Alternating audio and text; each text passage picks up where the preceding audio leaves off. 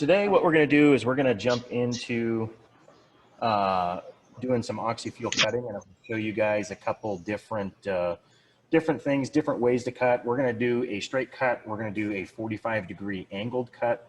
We're going to do, I think we're just going to do a circle cut, but circles and squares are really kind of the same. And then we're also going to do a thin metal cut. I got cutting glasses on, right? You can kind of see they're kind of like the green kind of tint. So that's what I'm going to put on when I'm cutting. I'm going to put on sleeves, some gloves, and we'll get everything set up.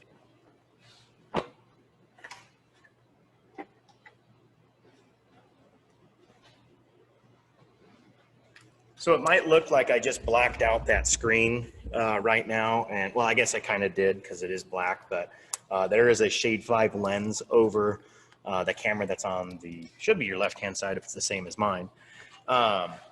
But hopefully when we start cutting, you'll be able to kind of see some of these things, and we'll just try to look at that.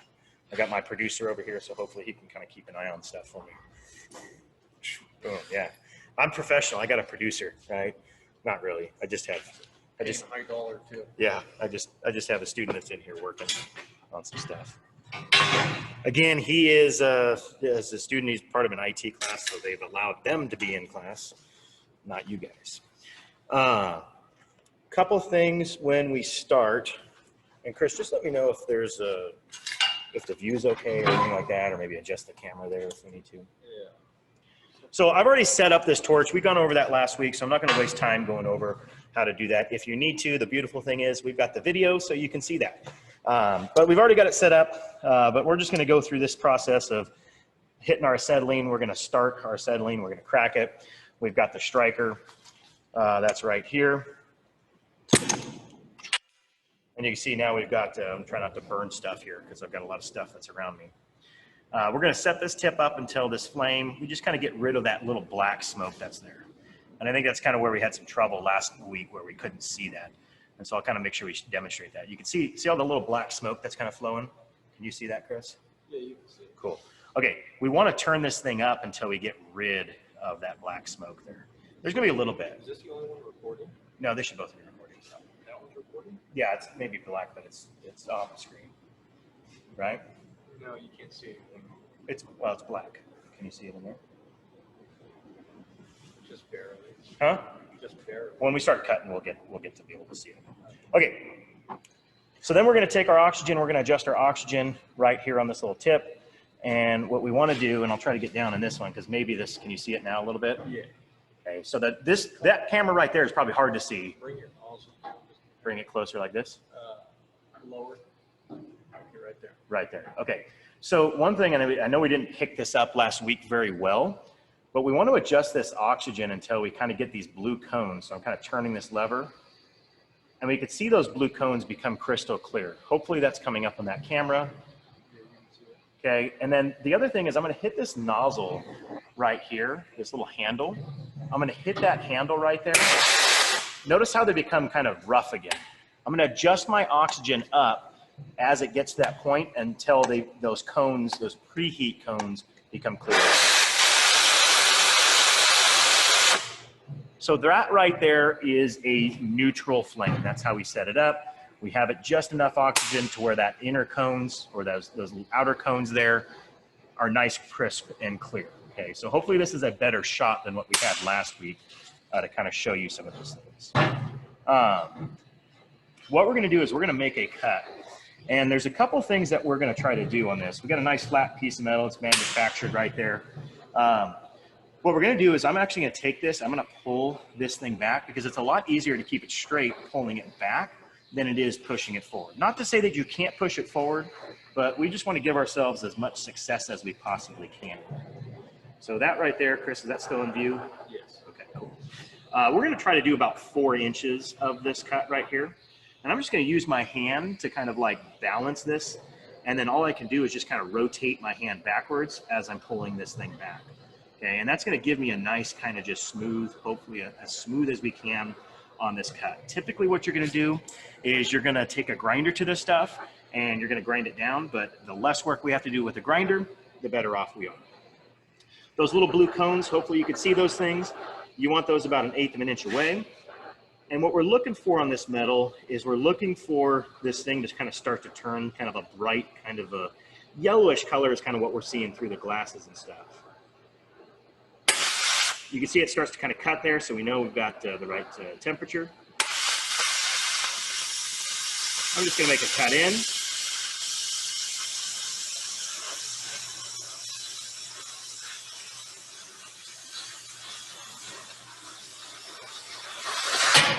And drag that stuff off. Now, hopefully, I'm going to try to give you guys a different view here. Hopefully, we can kind of see. Let me try to get closer to this. Hopefully, you can see that cut that we have there. And you can kind of see those lines. Now, the stuff that we have, I'm going to shut my torch off. Thank you, dude. So, excuse me. So, right in here, my little pointer. This stuff that's underneath there, that's kind of the slag. So that's all that molten metal. You're going to get some of that stuff, but if you do a really good job, notice I'm just pulling this thing off with this little striker, the little blunt end of that striker. That stuff comes off. If your torch is set up correctly and you have the right speed where it kind of burnt that stuff through, that's going to help. That's going to help remove a lot of that slag from your cut. Okay, so torch setup is important. The speed at which you are going is going to be important. And then obviously we want this thing to be smooth. I did this stuff freehand. You can use little pieces of angle iron like this. You can actually clamp that down. You can run the torch next to it, and it's going to help make sure that you have a nice straight cut because you just keep that torch right up against the edge and you run it along. I'll try to show you with this stuff. You can take this, you can run it along, and that's going to give you a nice straight cut. Obviously, we did it freehand. Not too bad. It's a little bit squirrely, okay, but it's hard, right? When you're doing things freehand, it's hard to be perfect. But there's little tricks that you can use. Piece of angle iron, piece of square tubing, you can clamp it in. The one thing with this, when you clamp something like this on the edge, you don't want to clamp it right where you want to cut. You actually need to move it away from that cut because where this piece is going to hit is not going to be right on top. It's going to kind of push it away. It's going to kind of push it away just a little bit, okay? So where that cut's going to be, you've got to kind of account for that. That could vary from torch to torch.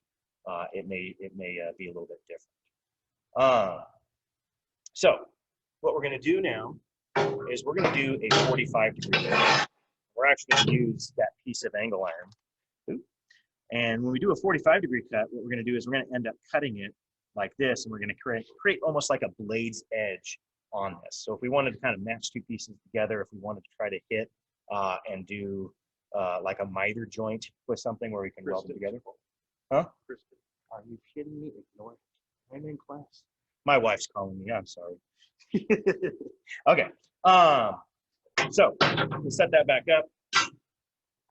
And we're going to do a 45. On this one, because of how this is, we can just set this thing on top like that. You can,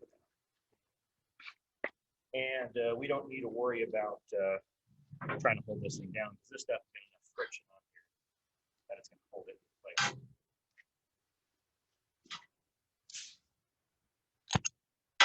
Strike it. Notice I don't strike it. I don't put like a whole lot of stuff into it. I kind of leave it low. I can bring this thing up to the correct temperature. It doesn't matter how much acetylene I have. Setting a neutral flame is still the same exact thing.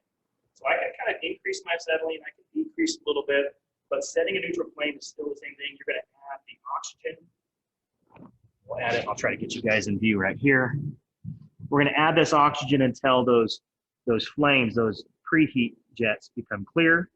I'm going to hit the oxygen lever and then adjust it up a little bit more. That is a neutral flame. That's how we set that neutral flame. That is probably the most important thing when you're oxy-fuel cutting and when you're welding is to make sure you set a neutral flame. Okay? It doesn't matter how much acetylene or oxygen you have, but they need to be balanced with each other. Real quick, an oxidizing flame. Hopefully you can hear that difference. It's a lot louder. Carburizing flame is when they're not clear. Okay, there's too much carbon. So again, adjust it to where they're clear. Kick that lever down and adjust that. We're going to take this thing and we're going to do the same thing. We're going to do roughly about 4 inches if we can. And We've got to heat this piece up here. It may take a little bit longer because we're kind of heating up a little thicker part. Try to get off the edge here. Notice if I try to hit this lever before it's hot enough, it doesn't do anything. No big deal. All you got to do is just let it heat up more.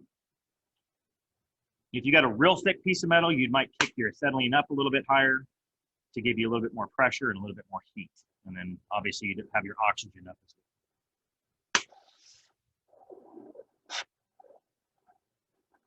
Kind of on the edge. I'm going to do it like this, and then I'll lay it down.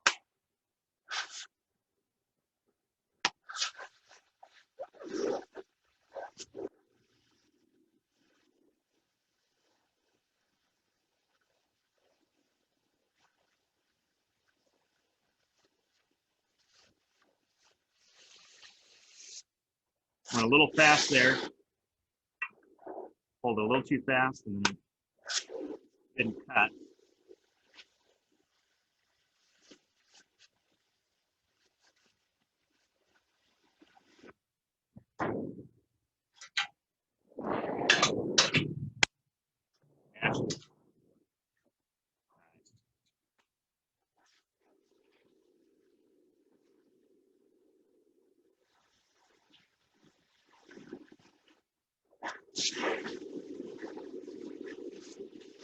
Kind of right where I kind of stopped right there, it kind of melted those pieces together. And so it didn't really cut perfectly. It didn't cut how we wanted it to, which is okay because that's one of the things I wanted to show you. Went a little bit fast and kind of stopped that. Notice where it's a little bit kind of bumpy right there. We didn't do a real smooth job, especially as we had it set up right there. We probably should have.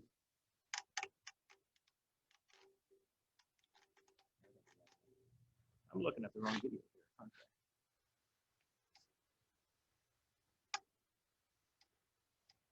I can't move that over. I don't know why. All right. Let's try that again. Let's try to get maybe a smoother cut. And then the other thing I'm going to do is probably show you how we do what happens when we do too slow a cut. Like that. Get your settling up. So,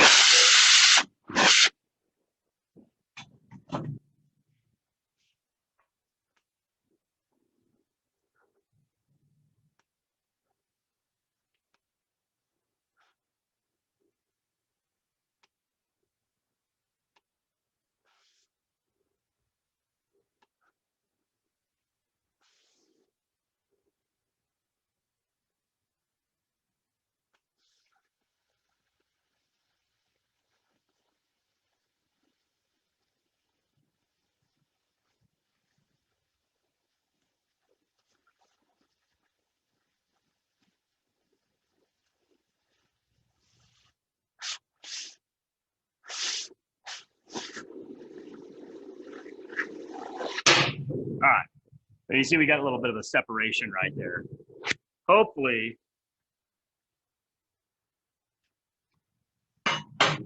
that looks a little bit better. A little bit smoother cut. Notice we don't have as many grooves like in this one right here. It's a little bit flatter. We got some issues right in there, but again, it's not going to be perfect.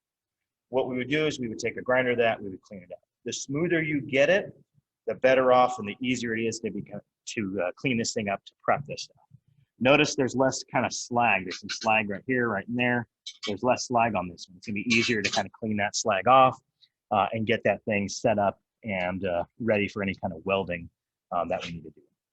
I'm gonna try to show you what happens when we have too much or we go too slow with this, and then also kind of when we go a little bit too fast. We're just gonna do a straight cut with this. Just get it set up over here.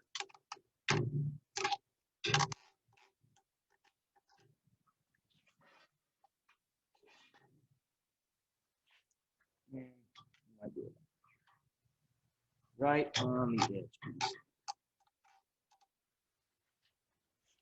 Slightly different angle. It's important that we don't cut over these slats that we have here. Hopefully that holds it in place.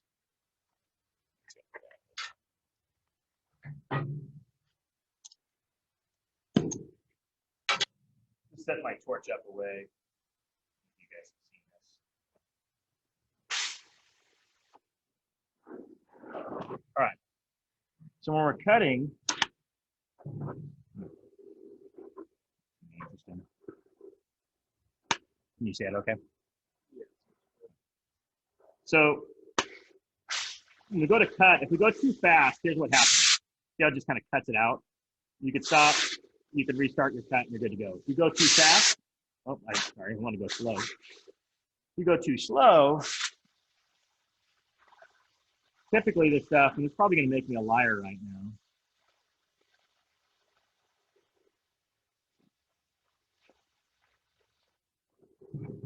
Yeah, it's not doing it. Okay, let's try to set my torch up. Let's set it up. We got a little bit too much acetylene here, too much carbon. Let's see if we can't get that same result.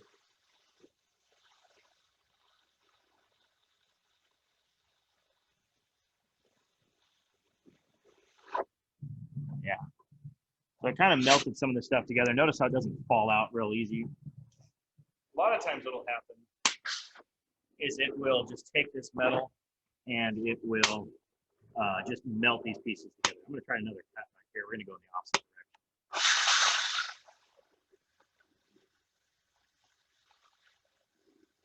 There we go. I'm getting more of a result of what I want now.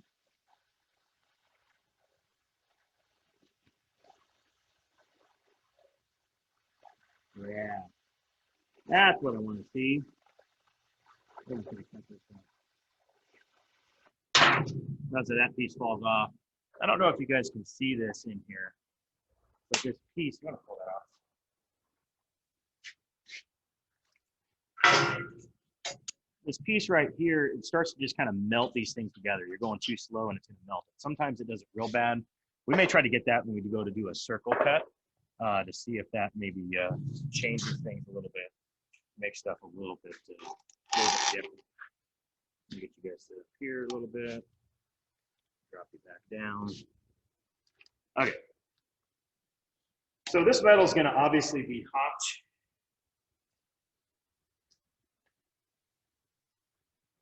We don't want to touch that, but we're going to try to make a circle cut on these things. I'm going to show you the differences between that and what we do with this. So we're going to trace this outer circle out. Nice sharp point.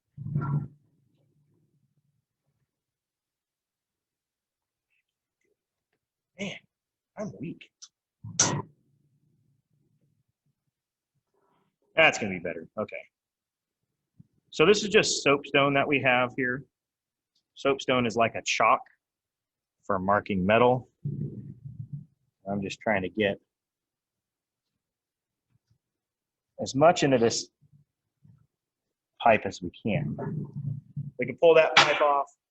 You can see we've got a nice circle. This is the same thing if we do like a square tubing. It's the same process that we're going to do. So like I said, I'm going to show you just one of them because it doesn't really matter. Circles might be a little bit harder because you're having to go around. But the one thing that we're going to do when we first start this is we're going to take this and we're going to start in the center of my circle. And I've got a mic over here, I've got a camera there, and I've got a camera over there. So I'm going to try to throw the sparks in this direction. And so when I start this thing up, and it's going to take a lot longer to heat this thing up, you're going to realize because we're not heating the edge of a piece of metal, we're heating the center. And so there's more surface area for us to have to heat up before we can actually make that cut, make that penetration. I'm going to tilt this thing at an angle like this. It's going to kind of throw some sparks up. Then once it pierces through, I can kick this thing back up into a 90-degree angle, and I can move out to the inner part of this circle. I don't want to cut on the outer part. And then we're just going to basically move this thing around. Ideally, we should be able to get this pipe to slip into here, and we should have no more than 1/8 of an inch at any part. It's easier to cut a little bit on the inside and then trim more away. We can't add any more with this process. We can't add any more metal, okay? We ideally don't want a real big gap because then if we're trying to weld it, it's really difficult to do that. So, hopefully that helped you guys out a little bit. Yeah. So, we're going to strike our torch again. And again, turn your settling up. We might kick it up just a little bit higher to kind of speed up that process a bit. And then we're going to adjust our oxygen in until we get those nice blue cones, sharp, crisp, and clear. Hit your oxygen lever and adjust it all. You may want to watch this. Sparks on the flight as well. Huh? It looks blurry. Probably trying to focus here. We'll do what we can. Okay, so we're going to sit here. We're going to heat this piece up. It's going to take a little bit longer. I may move it around a little bit, kind of help it out a little. And again, it's at an angle, so the sparks are kind of going to shoot in the opposite direction of where I'm pointing. So if you've got other people in the shop, you wouldn't want to do this, you know, in their direction. My cameras are my people. And there's Chris too. See how it's not ready? I hit that handle down, doesn't go, so we know we're not hot enough yet.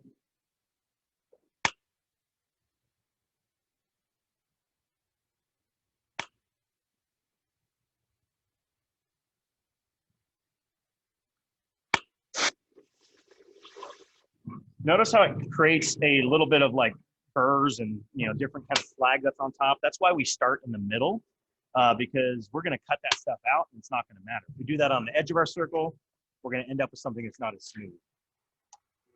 Huh? They can't see it. Oh, on that one. So right here, you can see the burrs that it creates. That's why we start in the center of this. So that way, that little burr that's up there, it's not on our edge, not going to create a real bad cut. We're going to get rid of this whole inner circle. So on squares and circles, okay, when you're trying to cut the center of something, start in the very middle, even though it may not be where you want. And we'll just work this to the edge and we'll work it around.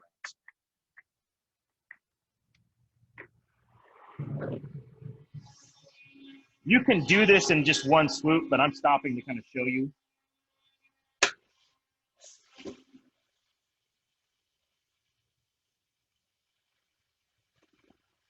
Again, staying on the inside of this circle is what you want to do.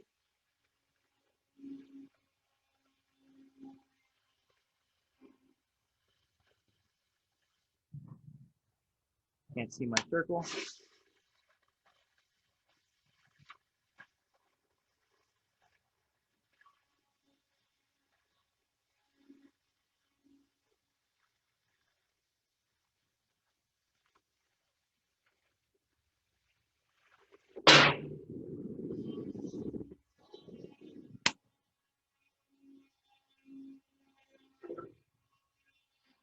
Let's see how we did with this. Oh, it doesn't quite fit, but that's okay, because all we got to do is just kind of hit. It looks like right in that area, it looks like it's not a complete circle. We're not really rounded right there.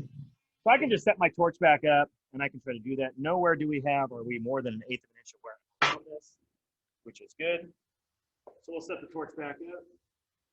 We'll trim those things out. It's better to be shorter than it is small.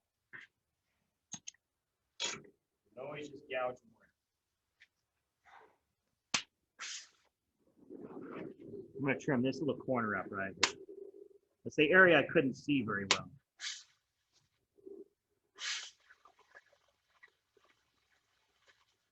I'm going to leave my torch running.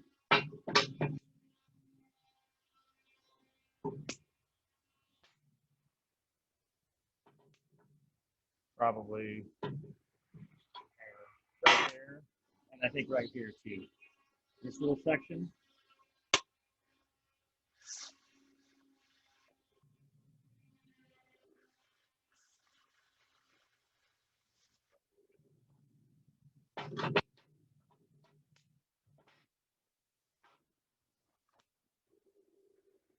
This one right here.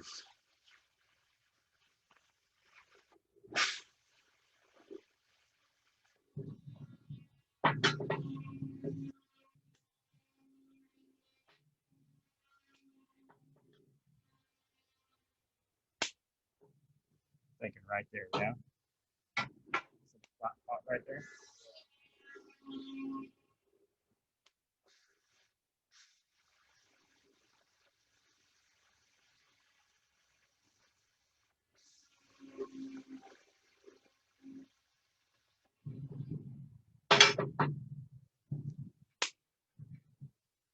Getting there. A little bit more right here.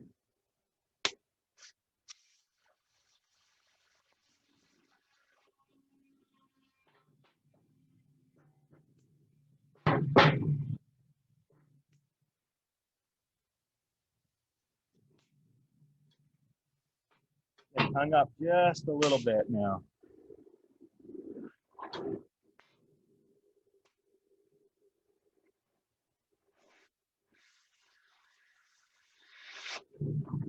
I'd say that fits. Seeing as it went through, that's a good indication. Okay. You see with here, we got some spots, maybe right here, that are pretty close to about 1/8 of an inch, maybe a little bit wide, but notice how this piece kind of fits in. If we needed to weld this thing up in place, we would be able to do that with relative ease. We don't have real big gaps. Like I said, this is probably the worst spot right there, where we went a little bit probably too wide. Okay, but notice how we can just trim off small pieces, okay, to get these things to fit. Better to be smaller than it is to go too large, because then you go too large, you got to start over. And this is just a scrap piece of metal. If this was on something that was, you know, a little bit, you know, like a part that we actually had to make and do other things to, we'd have to start all those other processes over. So, oop. All right. Let's cut some thin metal. We'll show you how we do this. So, on this stuff, what we need to do, thin metal is going to really want to melt together really quickly. So when we set up our torch, we're going to set it up a little bit lower. Okay? And you do have different size tips and stuff like that, but we typically don't change out those tips because it can be a little bit tedious. Unlike the torch head right here, we can just twist these things off. This one we have to take a wrench to. Hey, can you get those guys to stop that right there? Thank you. So we can't take this head off right here. Well, we can, but it's a little bit more work. Okay. So we typically, what we're going to do is we'll turn the torch down a little bit. We won't give ourselves as much acetylene. That's going to kind of cool this stuff down a little bit. And then the other thing we're going to do is we're essentially going to mimic making this metal thicker. So if you think about it, when we're doing this normally, we're straight up and down. We've got a 1/4 inch thick piece of metal right here, and we're basically cutting through that thick metal. What's going to happen on here, hopefully you guys can see this. Let's see. Yeah, we can draw this right here. So what's going to happen here is if this is our thickness of metal, and we're normally going through a 1/4 inch thick piece right there. So you have your torch set up, right? And it's cutting through that thickness of metal there. With this thin metal, it's going to have a very different kind of aspect. We're trying to cut through something that's, I don't know, this is like 16 gauge metal. So it's quite a bit thinner than the 1/4 inch thick metal that we have. But what we end up doing with that thin metal is if we take our torch and we put it at a real extreme angle. So if we take our torch and we put it at an angle like this and we push this stuff forward, and it's important that we push it forward when we're cutting this thin metal, it's going to essentially go through at an angle, and it's going to mimic that metal. It's going to make it seem like it is a thicker piece of metal than what it actually is. So I'll go ahead and I'll try to show you guys that real quick, and then I'll show you what it's like if we try to just keep it at a 90-degree angle, and we'll see the differences in the cut qualities and how that stuff works.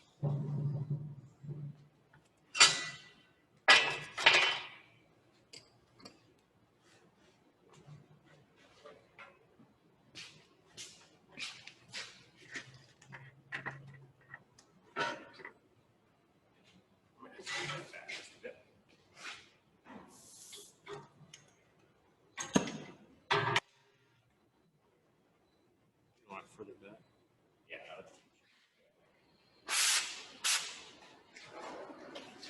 So again, I'll just kind of show you my acetylene. We're down just a little bit on my acetylene. We're going to increase. You're still going to get a neutral flame. Still want a neutral flame. And I don't know if you guys can see this angle. Hopefully you can. I'm kind of taking the thing and laying it down. I'm not picking it up like this. I'm laying it down. Not going to take very much to heat it up.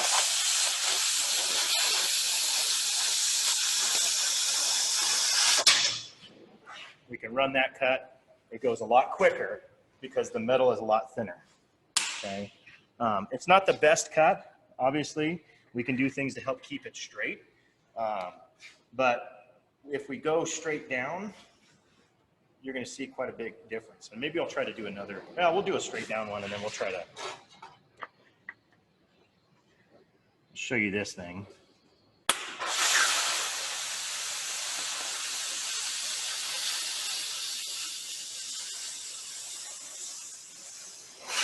Notice how it doesn't drop. Chris can pull that thing off. You can see my cut. It pretty much just welded those things back together. That's what I was trying to get on this 1/4 inch stuff, where you're going too slow. And on this, it was obviously way too slow. What we could try to do is we can try to cut again, maybe straight up. Maybe I'll try to pull this thing fast and see if we can get a different result maybe. But this thin metal doesn't take very much. Yeah, see, now I went too fast and just kind of blocked it out. Okay, so we're gonna try this again. We're gonna kick this thing at an angle and show you the difference again.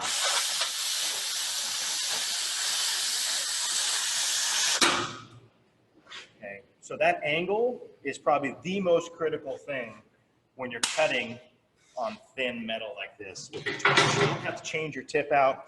You can get that cut. Obviously, we've got to do some grinding work, but grinding on a thin piece like this is a lot quicker than grinding on a thick piece like that. So the amount of work to kind of clean that up, to get that a little bit straight, okay, it's not going to take very much. What we do have, instead of using this stuff, is plasma torches, and that's typically where thin metal really comes in handy. And I'm going to show you guys plasma torches here in the next couple of weeks, and it's kind of what, like our CNC plasma, I told you guys at the beginning of the year. We were going to do some stuff with CNC plasma, and you're going to have some design stuff. That stuff is really, plasmas are really shine with like stainless steels, aluminums, and thin metal stuff. And so a lot of like yard artwork and stuff like that, we typically don't touch with these oxy-fuel torches because it can be very challenging. Okay, and those plasmas really shine a lot better than what these things do. The oxy-fuel torches are more for like thicker pieces, heavier metal, not this real thin stuff. But you can do it with thin metal. And that's kind of the biggest thing that I wanted to show you with that stuff. So I think we've gone through all the cuts. I think we've shown you that. I think we've answered all those questions. Do you guys have any questions right now for me? I'm going to go back to my computer here.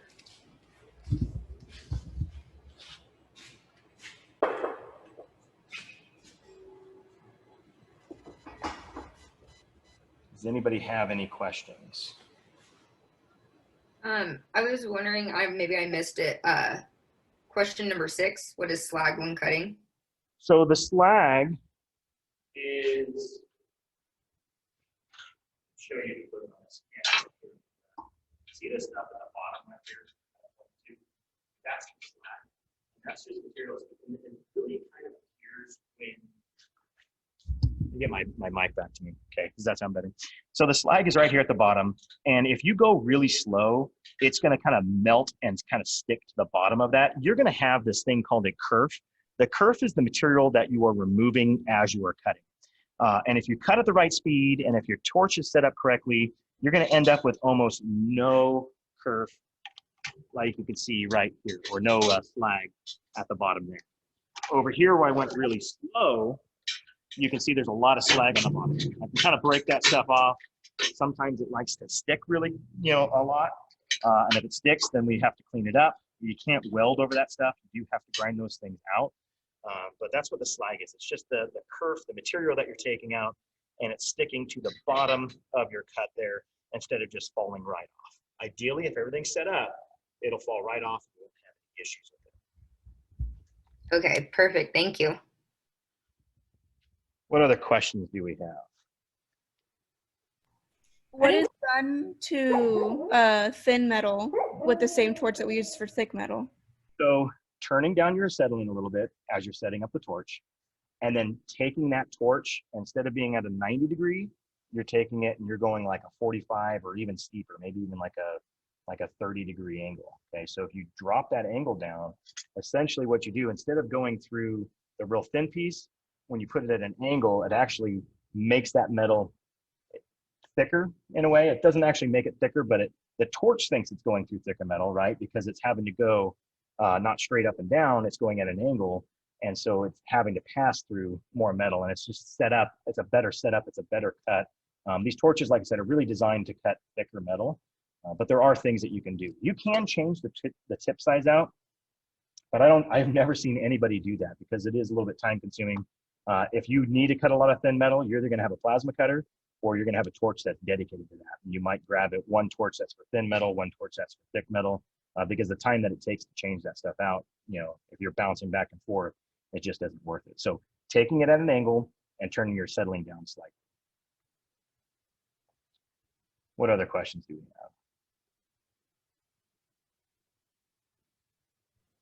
I didn't get number 2. How do we make the 45-degree angle cut? So that is with this little piece of angle iron. You can lay your torch down.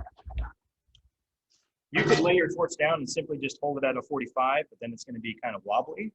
This thing allows us to kind of set this on here and just use this as a guide, kind of like a little rail where it will hold that thing at that 45 degree. This angle iron is 90 degrees, but flip it over, this is 45, that side's 45, and so that's how we can easily make a 45 degree cut.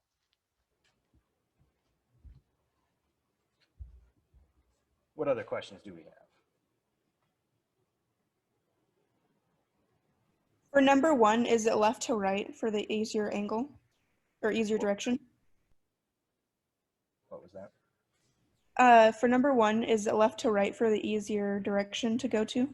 I would say pulling it back into you is a little bit easier than a left to right, because the way that torch is set up, you can kind of hold your hand kind of on the top, and then you can kind of just roll your hand back as you're pulling it back, and it's way more stable. It's not to say that you can't cut left to right, that you can't cut going forward, but the easiest way for you to cut is to pull it back. If you're just cutting one straight line, pulling it back is going to be the easiest way, especially if you don't have like a guide or anything like that. Most of the time when I'm cutting, I try to pull it into me as many times as I can. Sometimes you can't do it and you can't avoid it. So it's not that you can't do it the other ways. The easier way is just to pull it back into you.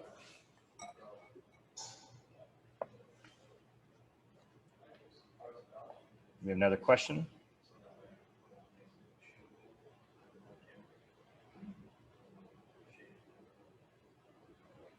All right. What do you mean by how Don't big have of a anything else? Good. Oh, sorry.